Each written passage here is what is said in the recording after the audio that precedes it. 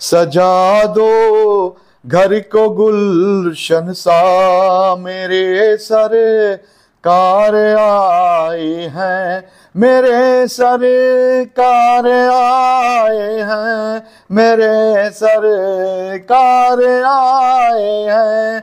लगे कुटिया भी दुल्हन सी, मेरे सरकार आए हैं। पखारो इनके चरणों को, बहाकर प्रेम की गंगा।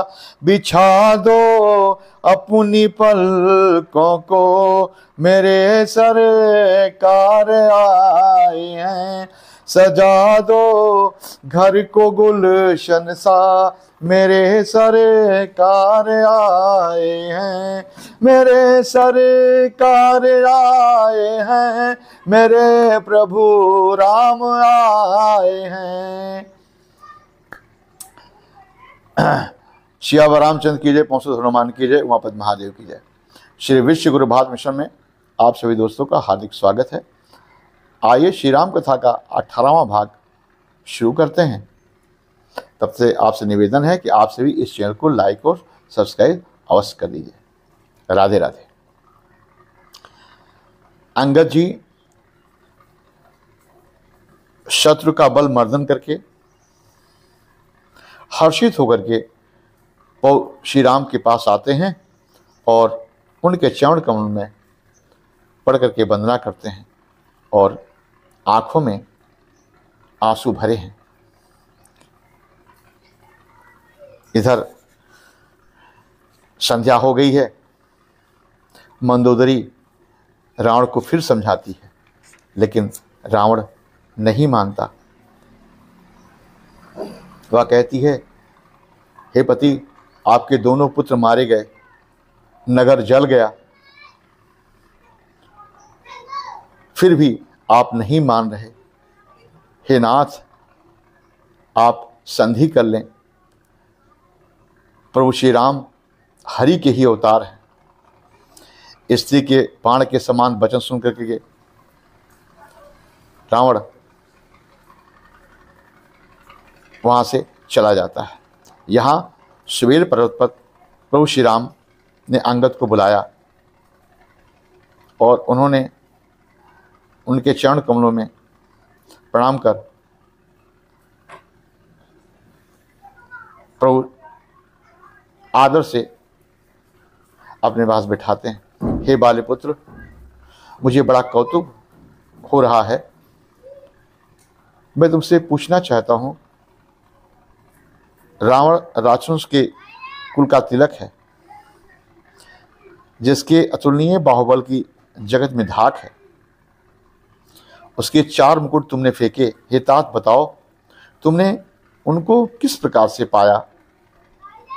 अंगद जी कहते हैं, हे सर्वज्ञ, हे शरणागत को सुख देने वाले, वह मुकुट नहीं है, वह राजा के 4 गुण थे, साम, दान, दंड और भेद। ये चारों राजाओं के हृदय में बसते हैं। ये निज धर्म के 4 सुंदर चरण हैं, परंतु रावण में इनका अभाव था, इसलिए नाथ वह आपके पास आ गए। दशानन रावण धर्महीन, प्रभु के वश से विमुख, काल के वश में है। इसलिए हे कौशलराज, सुनिए, वे गुण रावण को छोड़कर आपके पास आ गए हैं। अंगद की परम चतुराई पूर्वक बात सुन के श्री रामचंद्र जी हंसने लगे। जब सत्य के समाचार प्राप्त हो गए हैं, तब श्री रामचंद्र ने सब मंत्रियों को पास बुलाया और लंका के चारों बड़े विकट दरवाजे हैं, उन पर आक्रमण करने का विचार विमर्श किया। बाणराज सुग्रीव, ऋषपति जामवंत, विभीषण, सूर्यकुल के भूषण श्री रघुनाथ जी, सब ने बैठ करके बानरों के 4 दल बनाए और सबके अलग अलग सेनापति व्यूहपतियों को नियुक्त कर सबको सबका काम सौंप दिया और आक्रमण करने का आदेश दिया। सारे बानर भालू हर्षित होकर के प्रभु श्री राम की जय जयकार करते हुए पर्वत के शिखाओं को लेकर के दौड़ चले। कौशलराज श्री रघुवीर की जय हो। बानर भालू गरजते हैं और ललकारते हैं। लंका अत्यंत श्रेष्ठ अजय किला जानते हुए भी बानर प्रभु श्री राम की प्रताप से निडर होकर के आक्रमण कर देते हैं। महान बल की राशि बानर भालू सिंह के समान गर्जना करते हुए जय श्री राम, जय लक्ष्मण, जय वानरराज सुग्रीव ऐसी गर्जना करने लगते हैं। लंका में भारी कोलाहल मच जाता है। अत्यंत अहंकारी रावण ने इसे सुनकर कहा, बानरों की रिटाई तो देखो। और उसने राक्षसों की सेना बुलाई और कहा, जाओ चारों दिशाओं में फैल जाओ और रीछ बानर को पकड़ पकड़ कर खा जाओ। आज्ञा पाकर के हाथों में उत्तम भिंदीपाल, सांडी, बर्छी, तोमर, मुदगर, प्रचंड फरसे, शूल, दुवाई, तलवार, परध और पहाड़ों के टुकड़े लेकर के राक्षस चल दिए। जैसे मूर्ख मांसाहारी पक्षी लाल पत्थरों का समूह देकर के उस पर टूट पड़ते हैं, उसी तरह ये भी टूट पड़े। अनेकों प्रकार के अस्त्र धनुष बाण धारण किए हुए करोड़ों बलवान रणधीर राक्षस वीर परकोटे के कंगूरे पर चढ़ गए। वह परकोटे के कंगूरे से वहां से युद्ध करने लगे। अगणित नफीरी भेरी बजने लगी। ढोल नगाड़े का आवाज शोर सुनाई देने लगा। महान योद्धा बानर भालू और राक्षस आपस में भिड़ पड़े। दोनों एक दूसरे को मारने लगे।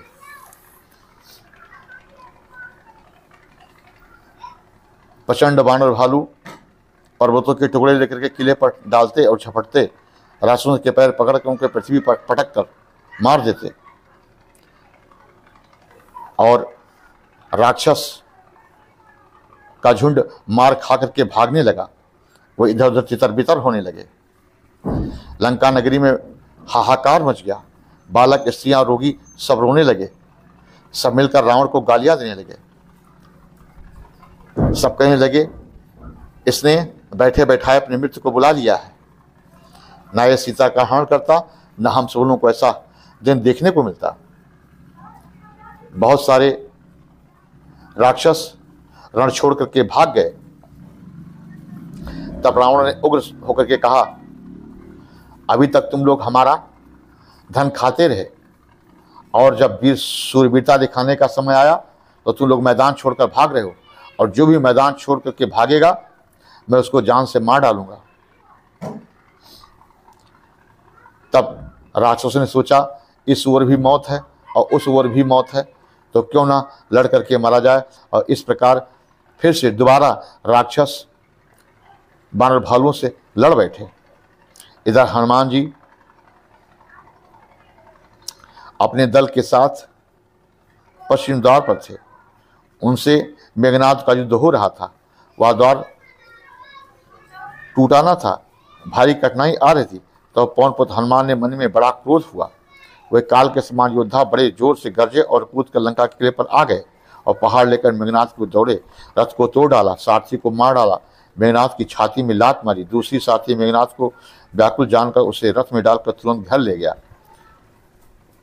इधर अंगद ने सुना कि पवन पुत्र हनुमान किले पर अकेले ही गए हैं, तो रण बांके बालीपुत्र बाण ने खेल ही खेल में उछलकर किले पर जा चढ़े।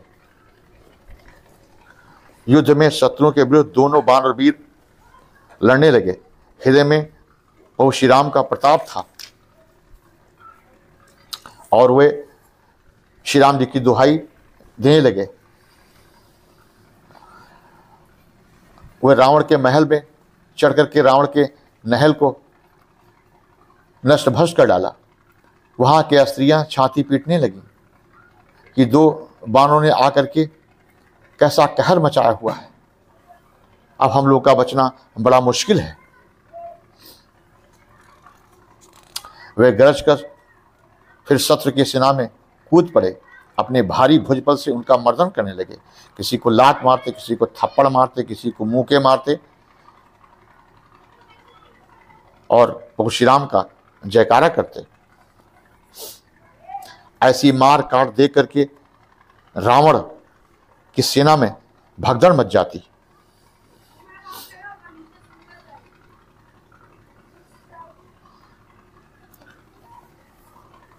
चारों तरफ चीत्कार मच गया। श्री राम जी ने कहा, अंगद और हनुमान किले में घुस गए हैं, दोनों वानर लंका में विध्वंस कर रहे हैं, जैसे दो मंदांचल समुद्र को मथ रहे हों। भुजाओं के बल से शत्रुं की सेना को कुचल कर मसल कर हनुमान जी ने श्रम रहित होकर के फिर प्रभु श्री राम के पास आ जाते हैं। प्रभु के चरणों में सर नवा करके रघुनाथ जी के सामने खड़े हो जाते हैं। रघुनाथ जी उनकी तरफ देखते हैं, वो श्रम रहित और परम सुखी हो जाते हैं। अंगद और हनुमान को गए जानकर सही भालू और बानर भी लौट पड़ते हैं। राक्षसों ने प्रदोष काल यानी सायंकाल का बल पाकर रावण की दुहाई देते हुए बानरों पर फिर धावा बोल दिया। राक्षसों की सेना आती देखकर बानर लौट पड़े और योद्धा जहां के तहां कटकटाकर भिड़ गए। दोनों ही दल बड़े बलवान हैं। योद्धा ललकार ललकार कर लड़ते हैं, कोई हार मानने वाला नहीं है। सभी राक्षस महान वीर और अत्यंत काले कलूटे हैं। बानर विशालकाय अनेकों रंग के हैं। दोनों ही दल बड़े बलवान और समान योद्धा हैं। वे कूद करके लड़ते हैं और खेल करते हैं। ऐसा जान पड़ रहा है कि परमात्मा आज पूरी लंका को मिटा देंगे। राक्षस अपनी मायावी लीला का प्रादुर्भाव करते हैं और पल भर में वहां अंधकार छा जाता है। खून पत्थर और राख की वर्षा होने लगती है। बानरों ने क्रोध करके दुर्गम किलों को घेर रखा है। राक्षस बहुत तरह के अस्त्र धारण करके किले की रक्षा कर रहे हैं।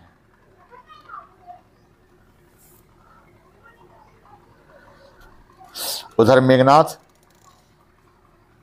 जब कानों में ऐसा सोच सुना कि बानरों ने किले को आके घेर लिया है, तो वह ललकार कर सामने आ गया। बोला, वो दोनों भाई कहाँ हैं? नल नील द्विविद सुग्रीव और बल की सीमा अंगद हनुमान कहाँ हैं? भाई से द्रोह करने वाला विभीषण कहाँ है? आज मैं सबको उस दुष्ट को ही हठपूर्वक अवश्य ही मार डालूंगा। ऐसा कह करके उसने धनुष पर अनेक बाणों का संधान किया और अत्यंत क्रोध करके उसने कान तक खींचा और बाण के समूह को छोड़ने लगा, मानो बहुत से पंख वाले शब्द दौड़ रहे हों। और उसके तीर सर्प के भांति रीछ बाणों को खाने लगे और उनका शरीर प्राण मात्र अवशेष रह गया। उनका सारा पुरुषार्थ जाता रहा। बानर भालू जमीन पर गिरकर तड़पने लगे।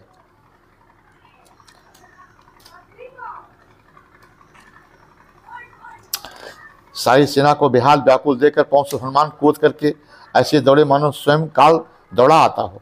उन्होंने तुरंत एक बड़ा सा पहाड़ उखाड़ लिया और बड़ी कूद के साथ मेघनाथ पर दे मारा। पहाड़ों को आता देखकर आकाश में उड़ गया। रथ सारथी घोड़े सब नष्ट हो गए। हनुमान जी ने बार बार उसे ललकारा, परंतु वह निकट नहीं आया। वह उनके बल का मर्म जानता था। मेघनाथ रघुनाथ जी के पास गया और उनसे दुर्वचन कहने लगा और उन पर अस्त्र शस्त्र का प्रहार कर दिया। प्रभु ने खेल खेले में ही उसके सारे अस्त्र शस्त्र काट डाले। श्री राम जी का प्रताप समझ देकर के वह मूर्ख लज्जित हो गया। अनेकों प्रकार की माया करने लगा, जैसे कोई छोटा बच्चा किसी बड़े आदमी को डराने की कोशिश कर रहा हो।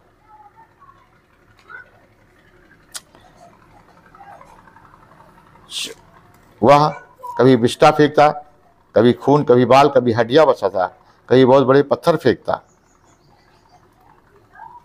और चारों तरफ अंधेरा फैल गया। हाथ को हाथ न सूझता था। माया देख करके बानर व्याकुल हो गए। तब प्रभु श्री राम ने एक ही बाण से सारी माया काट डाली।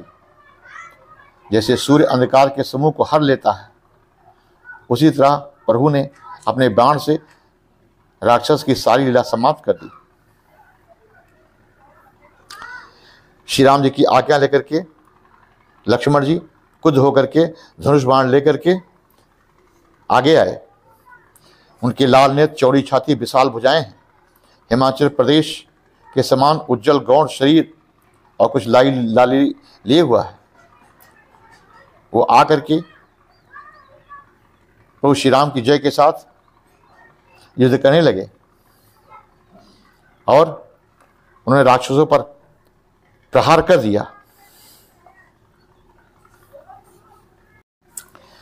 घायल वीर कैसे शोभित होते हैं, जैसे फूले हुए पलाश के पेड़। लक्ष्मण और मेघनाद दोनों योद्धा अत्यंत क्रोध करके एक दूसरे से भिड़ गए। एक दूसरे को कोई जीत ना सका। राक्षस छल बल माया अनीति अधर्म करता रहा। भगवान अनंत जी लक्ष्मण उदित हुए। उन्होंने तुरंत ही उस रथ को तोड़ डाला और साथी को टुकड़े टुकड़े कर डाले। शेष जी लक्ष्मण जी उस पर अनेक प्रकार से प्रहार करने लगे। राक्षस के प्राण मात्र शेष रह गया। रावण का पुत्र मेघनाद ने मन ही मन अनुमान लगाया, अब तो प्राण पर संकट आ बना है, अब तो प्राण निकल ही जाएंगे।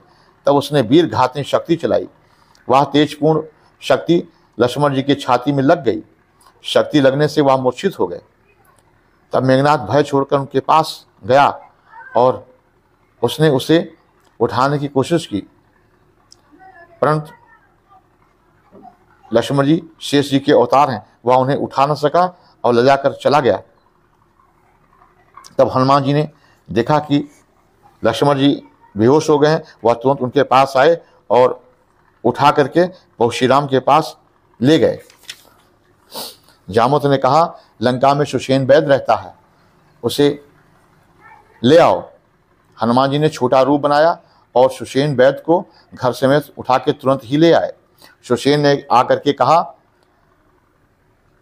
इसे औषधि की जरूरत है। हे पवन पुत्र, तुम औषधि लेकर के आओ। श्री राम जी के चरण कमलों में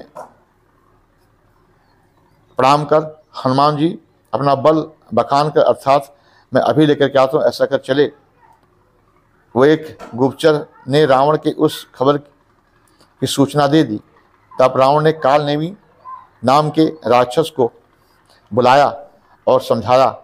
उसने कहा कि तुम जाओ और किसी भी प्रकार हनुमान जी को औषधि लाने मत देना। कालनेमी ने कहा कि मैं नहीं जाऊंगा। तब उन्होंने उससे प्राणों का भय दिखाया कि मैं तुम्हें अभी मार डालूंगा। तो मरता क्या ना करता, कालनेमी राक्षस रास्ते में जा करके मुनि का वेश बना करके रास्ते में प्रकट हुआ। हनुमान जी ने सोचा, लो थोड़ा विश्राम कर लूं, और वह मुनि के पास गया। मुनि ने कहा, आपने गुरु नहीं किया है, आपको गुरु की आवश्यकता है। मैं तुम्हें दीक्षा देता हूँ, जिससे तुम्हें ज्ञान प्राप्त होगा और तुम प्रभु का कार्य कर पाओगे। जाओ तालाब में स्नान कराओ। तालाब में प्रवेश करते समय एवं मगरी ने आकुल हो उसी समय हनुमान जी का पैर पकड़ लिया। हनुमान जी ने उसे मार डाला। फिर वह दिव्य देह धारण कर विमान पर चढ़कर आकाश को जाने लगी। उसने कहा, हे वानर, तुम्हारे दर्शन से मैं पाप रहित हो गई। यह कोई मुनि नहीं बल्कि निशाचर है, और इसको पहले गुरुदक्षिणा दे दीजिए, फिर मत लीजिएगा। हनुमान जी ने उसे अपने पूंछ में लपेट कर पटक दिया, जिससे उसके प्राण पखेरु उड़ गए और राम राम करता हुआ स्वर्ग को सिधार गया।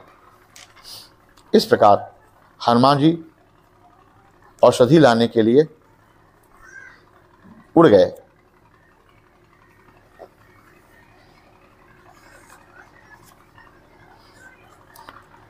वहां आकर के उन्होंने औषधि को पहचानने की कोशिश की, परंतु वो पहचान न सके। तब उन्होंने उस पहाड़ को उखाड़ लिया जहां पर संजीवनी बूटी थी। वह लेकर के आकाश मार्ग से अयोध्यापुरी के ऊपर से गुजरे। भरत जी ने देखा कोई अत्यंत विशाल का पहाड़ चला आ रहा हो। उन्हें राक्षस समझ करके तिनके को फल बना करके मारा, बिना फल का बाण मारा। इससे हनुमान जी राम राम करते हुए धरती पर आ गिरे। हनुमान जी, भरत जी उनके पास पहुंचे और उनका मूर्छा शांत कर उनको होश में लाए। तब उन्होंने हनुमान जी को व्याकुल हो हृदय से लगाया और सब बात जान करके बड़े उदास हो गए। जय विद राम भिखुक विमुख मोहि कीन्हा, तहि पुन या दारुण दुख दीना। जो मोरे मन बचे अरुकाया, पीत राम पद कमल माया। जिस विधाता ने मुझे श्री राम से विमुख किया, उसी ने फिर से भयानक दुख भी दे दिया। यदि मन, वचन और शरीर से श्री राम के चरण कमलों में मेरा निष्कपट प्रेम हो, तो राज अगर मुझ पर पसंद हो, तो ये वानर थकावट रहित हो, पीड़ा रहित हो जाए। यह वचन से घबराए हनुमान जी श्री राम जी की जय बोलते हैं उठ बैठे। भरत जी ने उनको हृदय से लगाया और उनका शरीर पुलकित हो गया, आंखों में जल भर आया। भरत जी बोले, हे तात, छोटे भाई लक्ष्मण माता जानकी से सुख निधान श्री राम जी कुशल से तो हैं। तब वानर में संक्षेप में सारी कथा कह सुनाई। भरत जी अत्यंत दुखी हो गए, पछताने लगे। उन्होंने कहा, हे तात, अब देर न की, क्योंकि सुबह काम बिगड़ जाएगा। तुम पर्वत सहित मेरे बाण पर बैठ जाओ, मैं तुम्हारा वहाँ भेज देता हूँ, जहाँ कृपा के धाम श्री राम जी हैं। भरत की यह बात सुन करके हनुमान जी के मन में अभिमान उत्पन्न हुआ कि मेरे बोझ से बाण कैसे चलेगा।